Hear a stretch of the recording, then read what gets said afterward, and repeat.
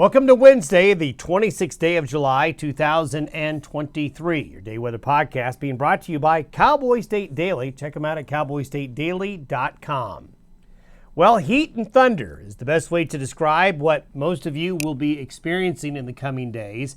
Temperatures are going to really not budge. There'll be some variations day in and day out, but we're pretty much going to spend most of our days in this region in the 80s and the 90s, nights 50s and 60s, high mountain valleys down into the 40s. And during the heat of the day, we're going to see monsoonal moisture bring us afternoon and evening showers and thunderstorms. And over the next few days, the thunderstorms are going to really want to get started near the mountains and near the divide, where the lift of the mountains, along with that daytime heating, kind of nudges those thunderstorms up a little bit. As plumes of this deeper monsoonal moisture flow comes through, you're going to have days of more thunderstorms than others. But we do kind of see an uptick starting today in the afternoon and evening thunderstorm pattern that'll carry forward into the weekend. And as we showed you yesterday, deeper, thicker monsoonal moisture as high pressure shifts to the east is going to allow that deeper moisture to move into the region. And historically, as we'll show you later in the podcast, late July, August into September is when this monsoonal moisture can sometimes cause problems for too much rain. Now, I'm going to show you a couple of maps that you may not believe, but this is measured, observed data. And the reason I say you may not believe it is because the perception is, if you are listening or reading or watching the news, that the entire country is under a massive heat wave. Well, that's really not true. If you look at the observed data, this is for the month of July since July 1st. So this goes through yesterday. What this shows is where the cooler areas are, the average areas are, and where it's warmest relative to average. So for the month of July so far, undoubtedly, it has been hot relative to the 30-year average right here, from Mexico through the desert Southwest, through Phoenix, through Las Vegas, up into the Pacific Northwest. Indeed, it's been hot.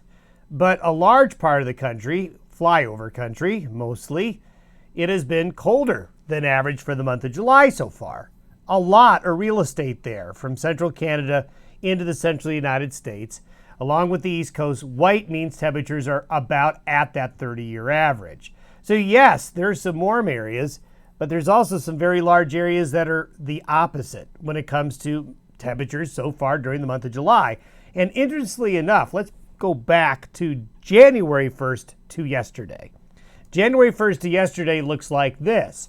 So even with the heat wave in Arizona and Las Vegas and parts of the West, if you were to just track temperatures since January 1st, all the days it's still coming out below the 30-year average. So sometimes what is reported and heard on needs to be put in better historical, even short-term historical perspectives. The satellite imagery this morning is showing a plume of moisture again. This looks just like what we showed you yesterday for the most part. We do see that the plume of monsoonal moisture, the air is a little bit more moist and deeper coming into the central Rockies today. And last night, we had those nocturnal showers and thunderstorms a little bit further east across Minnesota, heading towards Iowa. And then you can see dissipating activity here in the Great Basin. And this activity here, dissipating, is an indication of what's going to come around the area of high pressure ridge later today and into this evening. And there it is. That high pressure ridge firmly settled, just right over central New Mexico there. And it's going to be there for a bit. And the monsoonal moisture plume that we said is a little deeper, here it is. This is by 6 p.m. this evening. There's a lot more green here going across from Nevada to Utah into Wyoming and Colorado, that out into the plains. So this is the area that is going to be most active with thunderstorm development today. And here it is. This is by 6 p.m. this evening. You can see that the thunderstorms are going to be kind of right underneath where that deeper moisture plume is going to be. So there's going to be more thunderstorm activity developing today, and this is tomorrow. Today, tomorrow, in the same areas, but expanding a little bit more to the north into Montana, and you can see that active weather down into Arizona, parts of New Mexico, and then a little bit further east with these. These are going to be your later evening nocturnal thunderstorms developing Thursday into Thursday night there. Then this is for Friday. You can see that moisture is still there, maybe shifting a little bit more to the east, but this is where the weather each day for the next several days, day in and day out, is going to be about the same. Saturday morning, the high shifts a little bit to the northwest before it starts its track to the east. So this will bring in a little bit more in the way of heat into the region a little bit further more off to the north. And this is what's going to bring thunderstorms to the Front Range on Saturday. So Front Range of Montana to the Front Range of New Mexico, curving back into southern Arizona, then out into the plains. Pretty active afternoon and evening thunderstorms in that monsoonal moisture plume. This is for Sunday.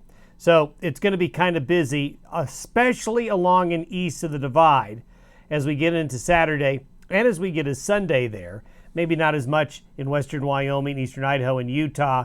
Drier air starts to push in during that time frame.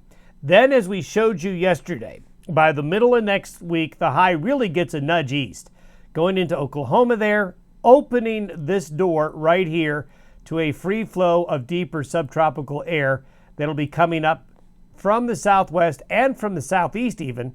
If you look at the trajectory of the air, it's actually some of it is also getting pulled out of the Gulf and then curving around the high in that ring of fire. So the deeper moisture, there it is still on the precipitable water forecast by the middle of next week. So right as we get to the last days of July into the first several days of August, that is why we're going to be looking at deeper moisture, better chances of better rain-producing thunderstorms coming into the region. And look at this. This is the thunderstorm and lightning forecast by that same time frame, right around the 1st, 2nd, and 3rd of August. Pretty widespread shower and thunderstorm activity. And these will be productive thunderstorms, meaning they're going to be good rain producers. And at times they could produce next week, could have some potential for heavy rainfall. And talking about historical perspective, I do this all the time in this time of year. As we get to late July and early August, I always remind people that this is the time of year where the Central Rockies are susceptible to late July and early August. And sometimes, if for those of you who remember 2013 in Colorado, sometimes these monsoonal moisture plumes can go as deep into September. But it's usually late July, August, sometimes September, where the deeper monsoonal moisture plumes can cause these very, very heavy rain-producing thunderstorms. And if you look back, you see a pattern here, don't you? The Fort Collins flood of late July, the Big Thompson flood of late July, the Cheyenne flood, August 1st, historic older floods into Colorado going back into early and late August, and then those 2013 floods that happened in the Big Thompson Estes Park area. I'm not saying we're going to have a flood this summer. I'm saying that the tendency for very heavy rain producing thunderstorms tends to occur right about this time of year, and you always got to be careful. This is especially true if you're someone who camps, likes to camp next to a creek, river, or stream. When we get into this time of year with these slow-moving thunderstorms, the risk of flash flooding is a lot higher. And you can see this in the precipitation forecast over the next 10 days, that there could have that potential for some very heavy rain-producing thunderstorms underneath that monsoonal moisture. Have yourself a very good Wednesday. We'll see you tomorrow.